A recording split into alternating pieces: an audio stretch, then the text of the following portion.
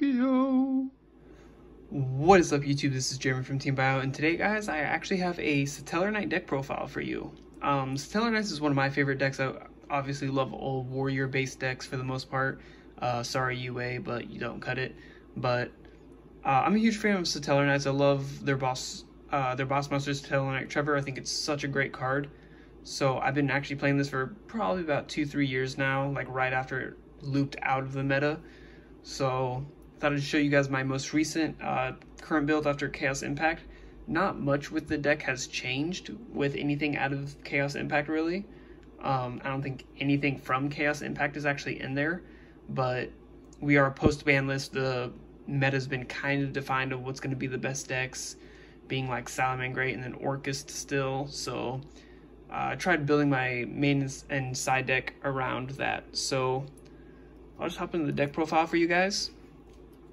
Do keep in mind this is actually a Card of Demise variant, so it's going to be very light on the monster count. So we're only playing 10 monsters, 2 Anunculi. For those of you who don't know anything about Satellarknights, this is pretty much your Foolish Burial of the deck. When this card's normal or special summoned, you can send one Satellarknight card, not just monster, one Satellarknight card from your deck to the graveyard. And all of the main deck monsters' effects are hard ones per turn.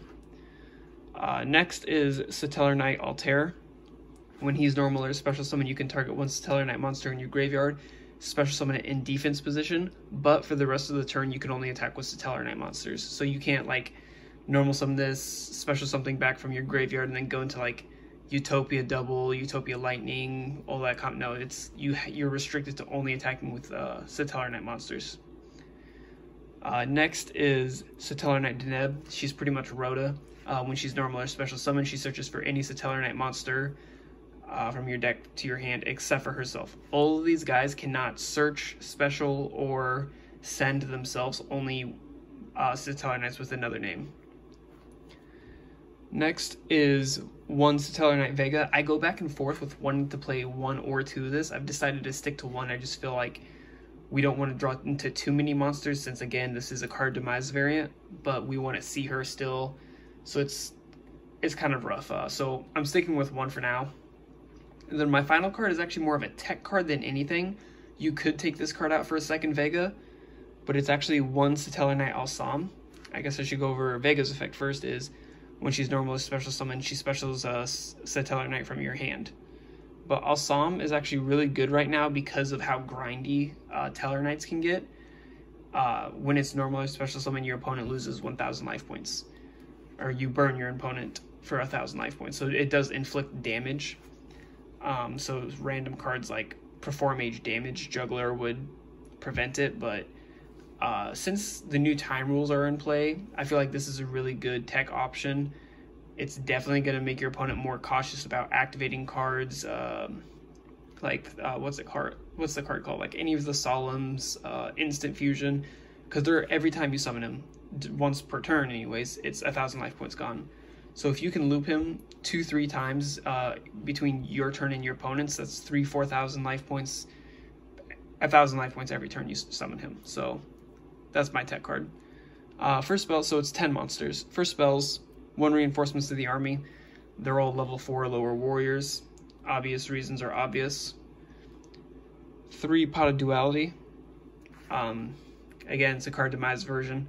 We don't special summon turn 1. We try not to. We're just trying to dig for our trap cards. 3 Card Demise. The card's really good. And 1 Upstart Goblin, because drawing through your deck is really good. So I believe that's 8 spells.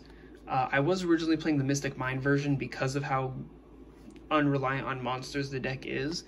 But then I found if you don't draw a monster and you have Mystic Mind in your opening hand going first, it conflicts. So Mystic Mind, if anything, is just a side decked card.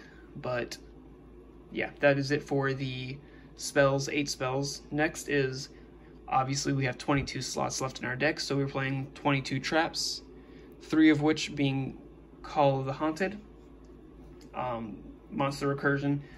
All your Satellarknight monsters can activate on your opponent's turn. If you bring them back with Call of the Haunted, and you can reactivate them again on your turn, you need to play 3 Call of the Haunted. I was originally playing, what is that card? Something of the Dragon Souls. I can't remember what the card is. It's pretty much Call the Haunted, but you special summon the monster back in defense position, and it becomes a worm. I just felt like it was too unnecessary. I just felt like how much recursion and how quick we can go through the deck. We can get into our Call the Haunted. Next, 3 Phantom Knights of Fogblade. The reason I played Fogblade over something like Fiendish Chain in the past is because Fogblade, in my opinion, is significantly better because it's come up in multiple situations where if I like draw this in a Satellarknight Deneb, I can normal summon my Deneb, activate its effect to search for a Satellarknight monster, set this and like pass, and then wait till my opponent gets into the battle phase, and when they enter the battle phase, I can activate this, equipping it to my Deneb. So for those of you who don't know about Phantom Knights Fogblade's effect, it says you can target one effect monster on the field, basically equip that monster with this card. Its effects are negated, it cannot attack, and it cannot be attacked. So they enter their battle phase, you equip this to whatever Satellarknight you have after you use its effect. They can't attack, so they just wasted a battle phase. And then it's also the Fiendish Chain where you can use it on your opponent's monsters if it comes up. But that is what I do with the card. Anyways, next, 3 Storming Mirror Forces. I wish I had the secrets, I'm working on it, but Storming Mirror Forces is just such a blowout, just returning all the monsters your opponent controlled back to, all attack position monsters your opponent controls back to their hand is just such a blowout. Link monsters cannot be switched to defense position, so it's really good. Next is Torrential Tribute. We have Call the Haunted, so we're not worried about killing our monsters, and then some of our actually some of our extra deck monsters float when they get destroyed by battle or card effect, so Torrential Tribute is just really, really good. Next, the only hand trap I play is 3 Infinite Impermanence. I figured going second, this card is really good. It's basically an effect veiler. Going first is really good. You just set it and then flip it over and it's just another effect veiler. So, just really good generic negation card. Next, for counter traps, 3 Satellarknight Nova, or Satellar Nova Alpha. What this card does is, it's a counter trap, so it can't be responded to unless it's by another counter trap. Is once per turn, when your opponent activates anything, pretty much, it activates any card or effect, as long as it's not already on the field. So if they activate a trap or spell or monster effect, you can tribute 1 face-up Satellarknight monster you control, negate the activation, destroy the card, and if you do destroy the card, you draw 1 card. So you won't get the draw off the card if the card is already like in the graveyard. Like, let's say they hand trap you and you negate it, you do get to destroy the card, but you won't get the draw. However, if they activate something like I don't know, let's say an evenly matched on you, you can activate this, tribute your Satellarknight monster, negate the activation, destroy the card, and then since it was originally on the field, you do get to draw that 1 card. So it's just really good. Next, 3 Solemn Judgment. Everyone knows what this card does. This card is absolutely absurd. It is a 3 of. And then finally, the 1 Solemn Warning, just because negating summons are really good. That is it for the main deck. 40 cards, Demise version. We try to keep it quick, simple, fast. We're just trying to draw our trap cards. For the extra deck, I'll go through this a little more thoroughly. 3 very glared Satellarknight Trevier, however you want to pronounce it. So with Satellarknight Trevor, what it says is, or how to summon it is, 3 Satellarknight monsters. They can be different names, they can all have the same name, whatever, but it's 3 Satellarknight monsters, and the turn you summon Trevor, you cannot special summon anything but Satellarknight monsters before or after. So this is why we're not playing anything like Photon Thrasher, Instant Fusion, none of those cards, because you can only summon him with Satellarknight monsters and you can't summon anything else, including like Kaijus even. You can't Kaiju your opponent. When this card is XYZ summoned, you have to actually return all all cards on the field except for himself to the hand. So he's really good for recycling like your Call of the Haunteds, any other continuous traps you might have, like your Phantom Knights of Fogblade, all those cards. So he's really good. And then his other effect is you can once per turn detach 1 material, discard 1 card out of your opponent's hand randomly. That's not as good with Orcus in Danger, but it's still really good to figure out what you're playing against, and then going second you can decide accordingly if you want to do that. And then his final effect is when he leaves the field by any way, he can be attributed for a Kaiju, destroyed by a card effect, destroyed by battle. When he leaves the field, while he has an XYZ material, you can target 1 Satellarknight monster in your graveyard and special summon it. any Satellarknight monster in the graveyard, including himself. But he only gets that effect when he has a material. Next, excuse me, one Satellarknight Deltaros. If you played further back when, let's see, Pepe, I believe it was playing this. This is just 3 of any level 4 monsters, so it's a little more generic. It's once per turn you can detach one material, target 1 card on the field, and destroy it. So it's pretty generic removal. And then its other effect is while it leaves the field at any time, so it does not have to have a material under it. Anytime this card leaves the field, you can special summon one Satellarknight monster from your hand or deck. So he can trigger, if you don't have any, like, I don't know, any Satellarknights in your graveyard, so you don't want to summon your Trevor, you can summon him, pop himself, and then summon another Satellarknight from your deck, like, let's say an Altair. So he's just really good generic removal. Next, 2 Dark Tellarknight Blatmius. I have no clue how to pronounce it, to be honest. He's the easier version to get into any of your other Tellarknights. He only requires 2 level 4 Tellarknight monsters, so he's a lot easier to get into your Trevor plays. His main effect is once per turn you can detach 1 material and discard 1 card as a cost. Then you can rank him up into any Tellarknight extra deck monster. He's not once per turn, but you're only going to do it once per turn. His other effect is if you have 7 cards in your or 7 Tellarknight monsters with different names in your graveyard, you can do it as a quick effect, but that doesn't happen. That's it for the Tellarknights. For the rest of the cards, though, is 1 Utopia. Following Utopia is Utopia Lightning. The reason I'm not playing the Utopia double package in this specific version is because it is a Demise variant, so I'm not trying to draw into the Utopia, what's it called? The Utopia double or nothing card for not being able to search it.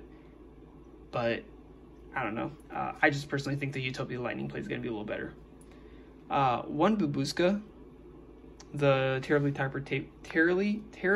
tired tapers, tongue twisters. He's just really good for stalling the game if you're not playing against a Link heavy based archetype, which I think stalling decks are going to be a little more prevalent, being like Altergeists and Subterra Guru control. So switching everything into defense position while this card is in defense position is just really good for stalling out the game, so you can draw a couple more cards for 3 turns. Next is Abyss Dweller. Absolutely absurd against Orcus, obviously, so it is a must-have. And then finally, 1 Gaga Cowboy, just because the time rules suck. And you can pretty much inflict 1800 damage to your opponent in 1 turn with Alsam and this. For our links, though, we're playing 1 Isolde, we're playing a warrior deck. We're not playing any equipped spells, but she will help open up monster zones, and then you can, if you link away, like, let's say your Satellarknight Trevor and then any other Satellarknight monster, as long as Trevor has a material under it, you will get his effect of special something some other Tellarknights from your graveyard, but you just won't be able to summon Satellarknight Trevor. If a few of you might have watched my top 10 archetypes that need a link monster, and Tellarknights was definitely one of them. So until they get their own designated archetype link monster, we are playing the Isolde. Generic links, 1 Nightmare Phoenix and 1 Nightmare Unicorn, just good generic removal cards. And then finally, 1 Appaloosa Bow of the Goddess. Just generic link monsters. You hardly make anything, guys, honestly, in the deck except for the Tellarknight cards and pretty much Gaga Cowboy in the Utopia package. But until we get more Tellarknight support, this is about it. So thank you guys so much for watching the video. Remember to like the video, comment down below, subscribe to the channel. Tell me what you guys thought about the deck profile. Tell me if you have any advice for the deck. Comment down below. I'd love to hear any of your guys' opinions about how to make the deck potentially better. I'm always open to suggestions. I would love to hear them. So again, thank you guys so much for watching the video. Remember, like the video, share the channel with your friends, subscribe to the channel, and I will talk to you guys later.